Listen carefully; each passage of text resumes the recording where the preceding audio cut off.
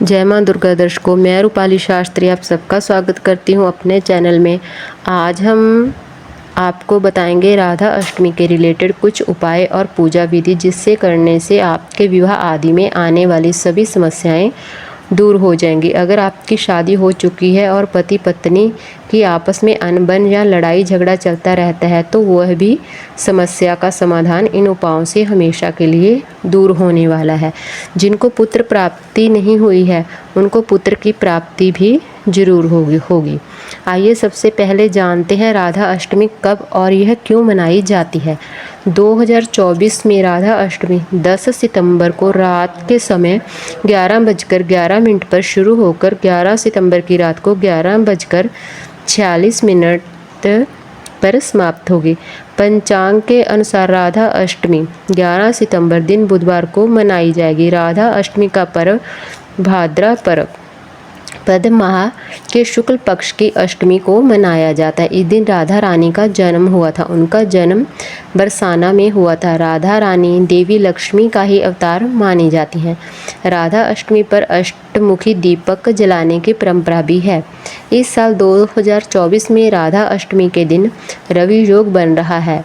इस विशेष मौके पर भगवान श्री कृष्ण और राधा जी की विशेष पूजा का विधान बनता है। शुभ फल की प्राप्ति के लिए व्रत तथा पूजा करें। आइए सबसे पहले जानें शुभ मुहूर्त और योग के बारे में।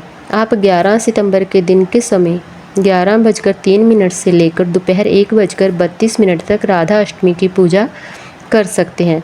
पूजा का कुल समय 2 घंटे 29 मिनट रहेगा। इस साल 2 शुभ योग बन रहे हैं। राधा अष्टमी पर प्रीति योग सुबह से लेकर रात 11:55 तक बना रहेगा। उसके बाद आशुमान योग बनेगा। राधा अष्टमी की पूजा दोनों योगों में होगी।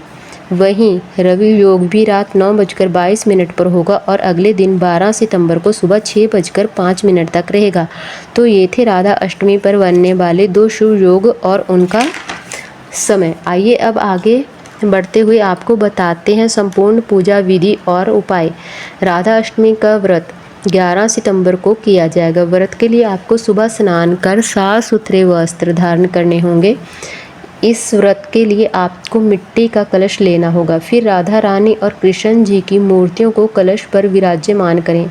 अगर आपकी मूर्तियां बड़ी हैं तो आप कलश के सामने भी रख सकते हैं। आप राधा रानी और कृष्ण जी को चरणामृत से अभिषेक करें और स्नान करवाएं। फिर दोनों को वस्त्र पहनाकर साज श्रृंगार करें। राधा अष्टमी की पूजा दोपहर के समय की जाती है। जिस तरह कृष्ण जी का जन्म रात के समय हुआ था, वैसे ही राधा जी का जन्म दोपहर के समय 12 बजे हुआ था। आप मंदिर में चौकी लगाकर उस पर राधा रानी और कृष्ण जी को विराजमान करें। जैसे अष्टमी का व्रत फल आहार का होता है, वैसे ही राधा अष्टमी का व्रत भी फल आहार का ही किया जाता है। आपको राधा रानी को अच्छे से सजाकर उनकी पूजा करनी चाहिए। फिर व्रत का संकल्प लेकर व्रत शुरू करना चाहिए।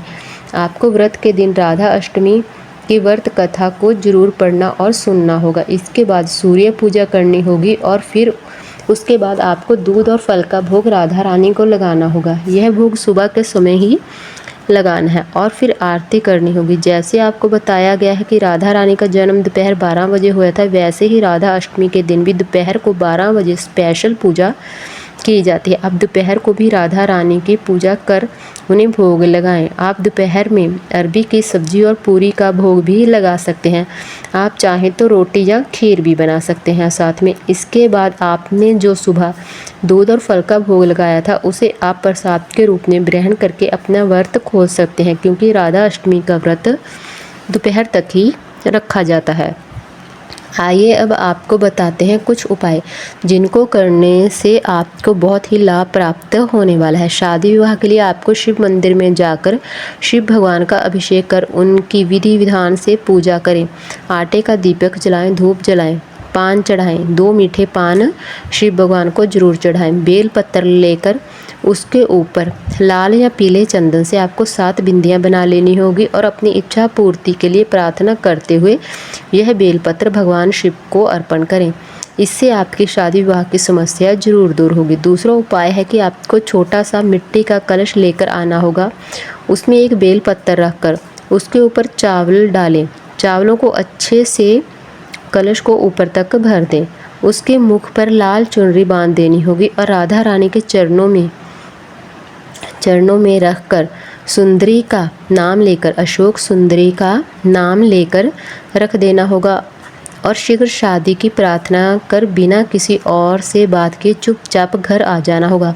आपको बता दें कि यह दोनों उपाय करते वक्त आपको किसी और से बात नहीं करनी होगी। यह उपाय माता पिता भी अपने बच्चों के लिए कर सकते हैं उनका नाम लेकर। तो ये थे राधा रानी अष्टमी पर किए जाने वाले उपाय। आपको हमारी जानकारी कैसी लगी हमें कमेंट कर ज़रूर बताएं। जिन लोगों ने अभी तक हमारा चैनल सब्सक्राइब नहीं किया, कृपया वो चैनल को सब्सक्राइब कर लें, लाइक कर लें, कमेंट कर लें और शेयर कर लें। जय माँ दुर्गा।